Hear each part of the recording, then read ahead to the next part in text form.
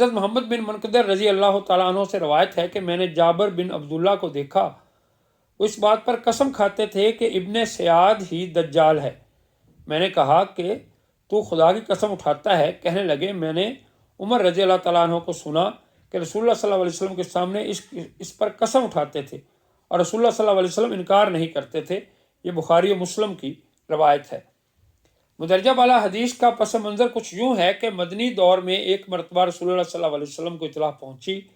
کہ مدینہ کی ایک یہودی عورت کے ہاں ایک آنکھ والے بچے کی ولادت ہوئی ہے جس کی دوسری آنکھ مٹی ہوئی ہے۔ یہ خبر سن کر رسول اللہ صلی اللہ علیہ وسلم چونک گئے اور واقعہ کی تحقیقات کے لیے حضرت عمر رضی اللہ تعالیٰ عنہ کے ہمراہ نکلے اور وہاں پہنچ کر دور سے بچے کا مشاہدہ کرنے لگے جو اپنے پنگوڑے میں لیٹا عجیب و غریب زبان میں بول رہا تھا۔ حضرت عمر رضی اللہ تعالیٰ عنہ نے رسول اللہ صلی اللہ علیہ وسلم سے اجازت مانگی کہ اسے ختم